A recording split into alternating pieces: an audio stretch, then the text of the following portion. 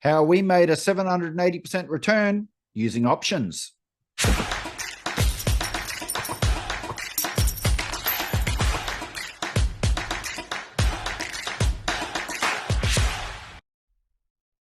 So at the end of 2020, I shared my 2020 investment portfolio scorecard.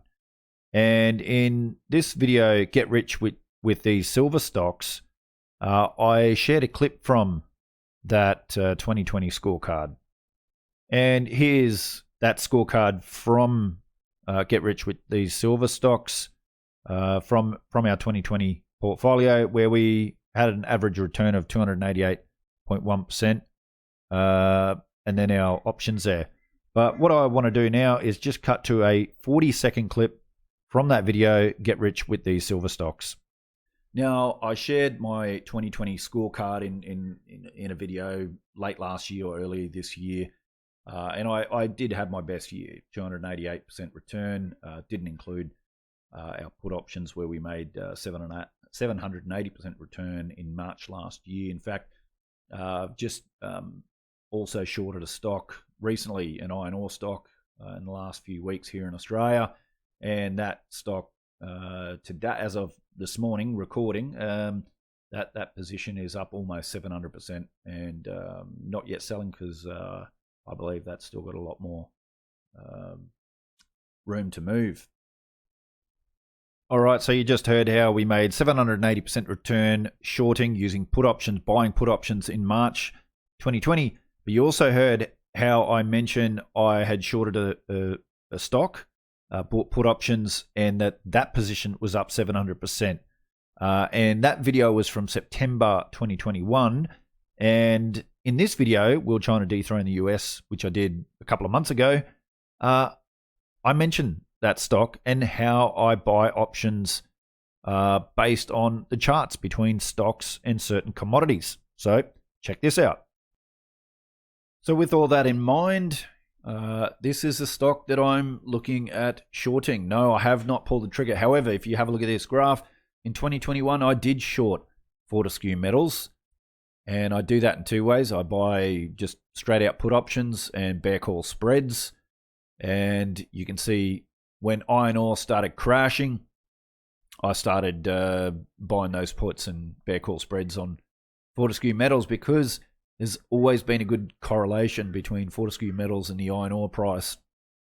And so that played out very well for me. Now, I haven't bought back into it on the way up. I just made those profits on those put options, and that's it.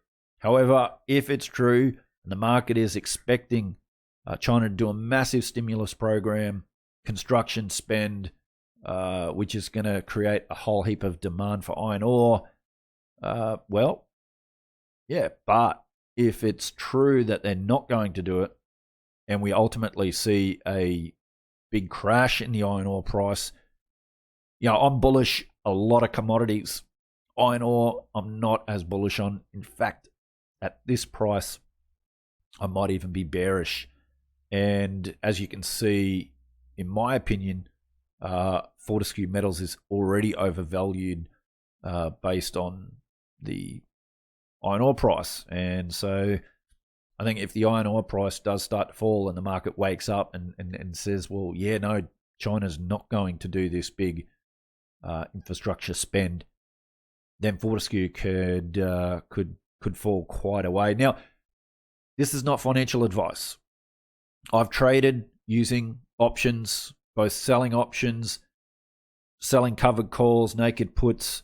I've bought leap options, bought put options. I've traded this thing each and every way you can think, because it's got such a good correlation to the iron ore price, and I've done exceptionally well trading this. So yeah, it's this is one that I'm doing.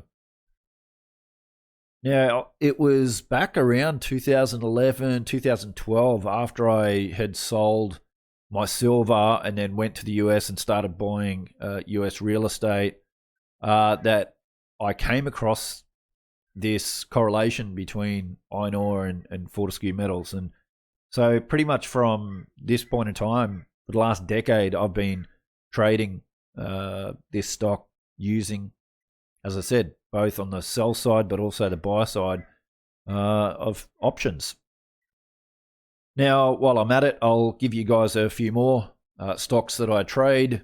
Once again, not financial advice, and there's a lot of risk trading options, but alumina and the aluminium price, another one with really good correlation. So, I have quite a bit of experience in the commodity sector, and so I understand it and I follow it very closely. And these are stocks that I trade either when I want to get exposure to, or when I want to short. So all these stocks, they run in cycles, and Oz Minerals is another one that seems to track the copper price really well.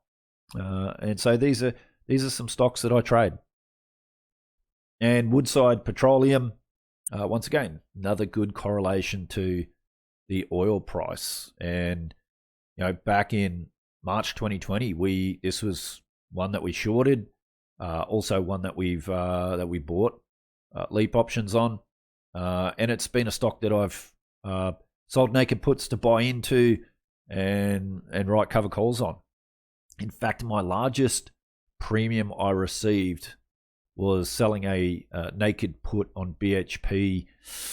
Gee, it was a February. I remember the month was a February, but it was, I don't know, it was about 2015, 2016.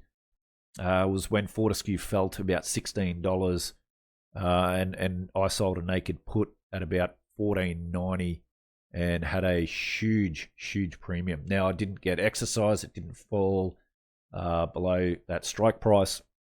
I kind of wish it did, and got exercise because it ran up quite well. So these are just some of the stocks that I trade, that I sell options for premium, that I buy both leap options for the appreciation in price, and obviously the leap buys me time, so I've got that time to be right.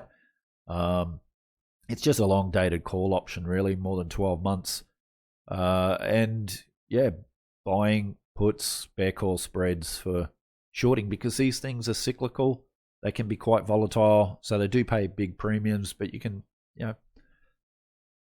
you guys can see from the charts. So this video I did Wall Street Secrets Revealed, where I shared how a very successful buddy of mine who traded on Wall Street his whole career shared pretty much the top trades that Wall Street do.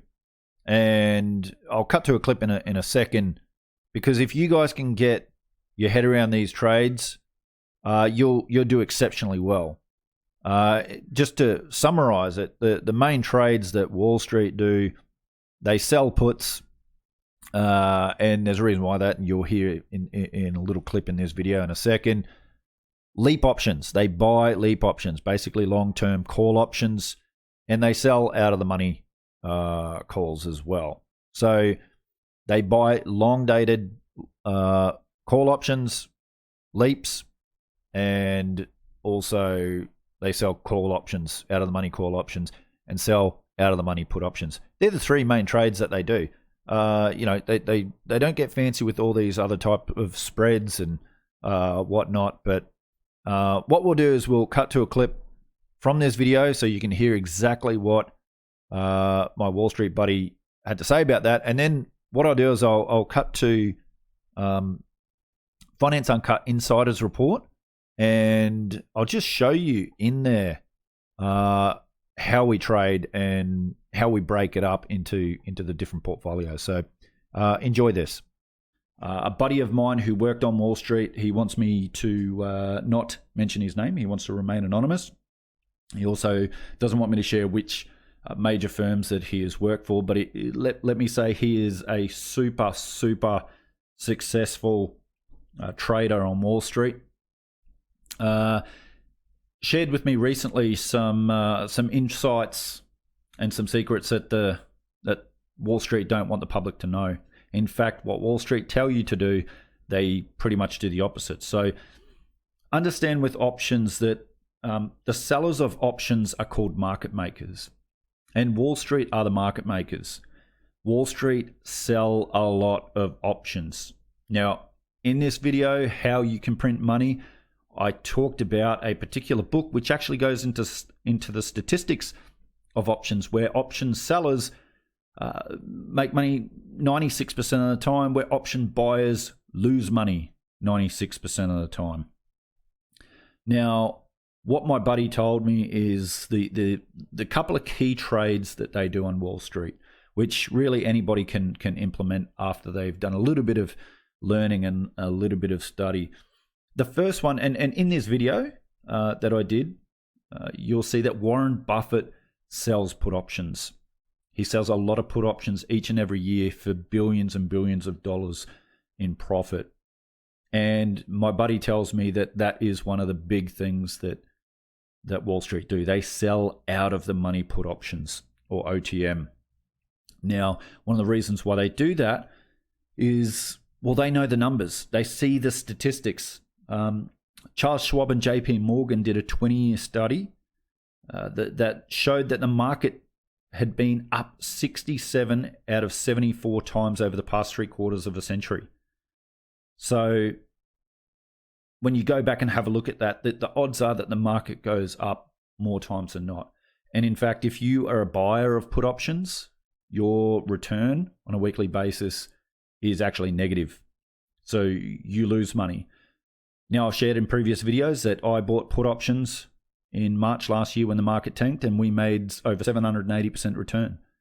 I very rarely buy put options, but selling out of the money put options is, well, for Buffett, it's like printing money or printing currency. The other trading secret that Wall Street do is they buy leap options. So leap options is just long-term equity anticipation securities, or in other words, just long-dated call options. So this time they're buying options, not selling. They're buying, but what they're doing is they're buying long-dated call options. So minimum 12 months usually, can be multiple year expiries.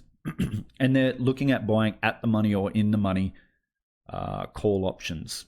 And the profits on these are substantial. So what they're doing is they're buying themselves time to be right. And as someone, I also trade leap options. To be honest, I look for certain circumstances, certain plays where I then buy leap options, and it might only be 3 to half a dozen times a year that I buy leap options, and I've done very, very well out of that. And one of the keys they say they get more leverage buying at the money or in the money. So they make much better returns for the risk reward than buying out of the money call options. And then lastly, the big one is selling out of the money calls. And this is what I talked about in this video, how you can print money, is covered calls. I sell out of the money calls, which means I'll get a smaller premium, but it just, and also less than 30 day. I don't, the maximum time period I sell options is maybe 60 days or 2 months. Usually it's less than 1 month, because I don't want the person buying the option time to be right on their side of the trade. So, and buying out of the money options gives me that little bit of capital gain as well, and gives me a bit of flexibility that I'm not exercising, especially when I've bought a value stock that I want to hold on to, and I'm just using covered calls to generate income or generate extra return that I can then use to reinvest. Now, my buddy also tells me this.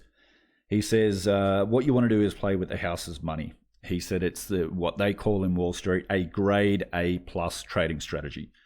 So what he says is invest 9% of your portfolio into call options. So these are the leaps. Set up 2 accounts, one for long-term investments and the second one for trading. Put all your money into long-term investments and then take the dividends from that, or the covered call premiums, and any after-tax capital gains and put them in your trading account. So then you're playing with the house's money. And when saving for investments, so contributions with new money, so you work in a PAYG job or whatever you do, self-employed, and you're paying yourself first or saving some of your income, put 70% of that new savings into the long-term investments account and put 30% into the trading account. And so in the trading account, what Wall Street do and what my buddy recommends is you sell out of the money puts and buy leap options. And on your long-term strategy, you're just using the dividends.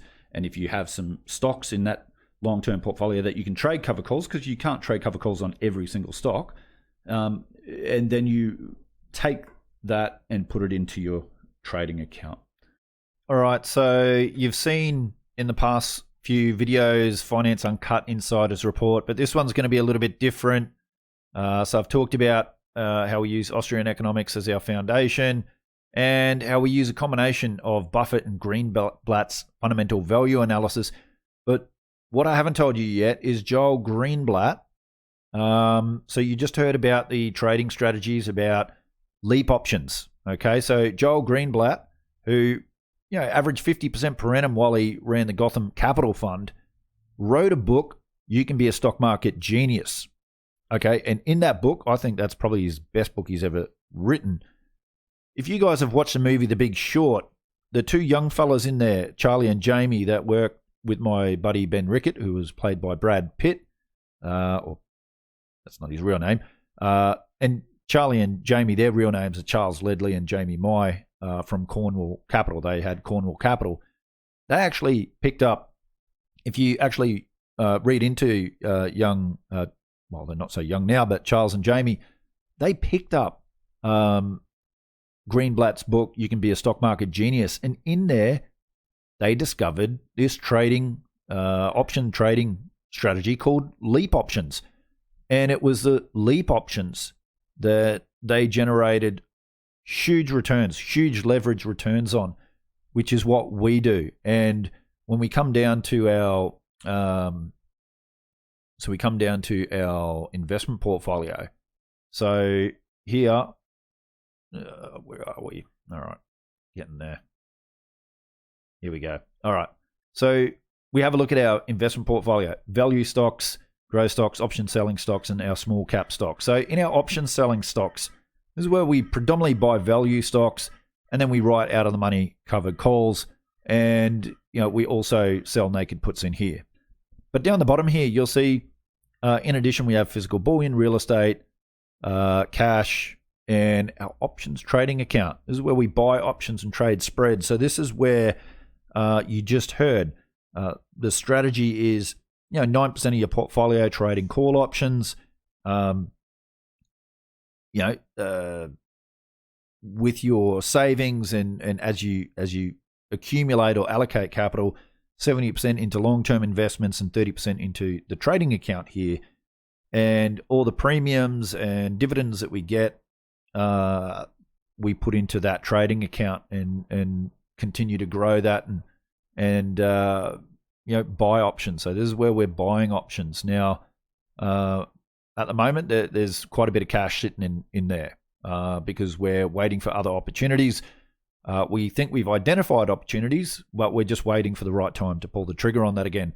But this is where we get these 700% returns, these 780% returns, when we're buying stocks, both put options when markets fall, or cyclical stocks like commodity stocks fall based on the fundamentals, and where we buy leap options where there's certain circumstances, situations where we're just buying time, and we get big multiples on that. So if you're interested, once again, in Finance Uncut Insiders, now send us an email below.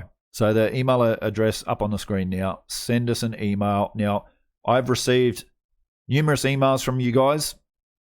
I haven't responded to anyone yet because, as I've said in previous videos, there is a minimum number that we need to get to make it viable, to make it worth my time. because it means I'll have to step back from other roles in our other businesses to be able to dedicate this to. So if we can't get the minimum numbers, I'm not going to launch this, but I'll let you guys know.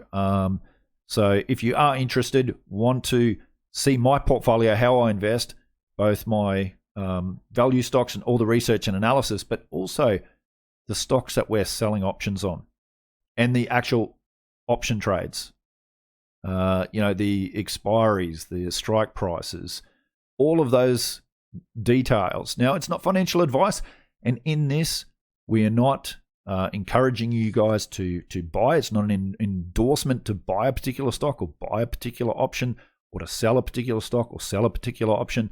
All we're doing is showing you the insiders, looking at my own portfolio.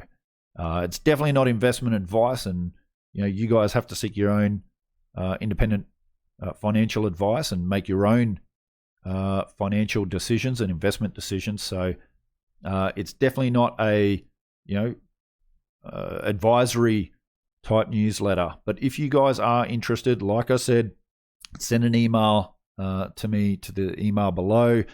I have said in previous videos that it's not free. It is $1 a day, $365 a year for a weekly subscription to our investment portfolio. At the moment, we're giving 30% off for the launch. So it'll be $255.50 US for this. So it'll be less than $1 a day for the first year subscription for this weekly Insiders Report. So if you're interested, send me an email. If we hit that minimum amount, then I'll start replying to everybody with more details, with payment options, and I'll start sending out the Finance Uncut Insiders Report. Anyway, guys, if you like this video, please hit that like button. Really do appreciate it. Love to see your thoughts and opinions in the comments below. Take care, everyone, and I'll see you all again on another episode of Finance Uncut. And just a reminder, the information provided in this video is for education and entertainment purposes only. Nothing on this channel constitutes as financial advice. The information in this presentation is no substitute for financial advice, and all investors should seek advice from a licensed financial advisor having regard to your own objectives, financial situation, and needs.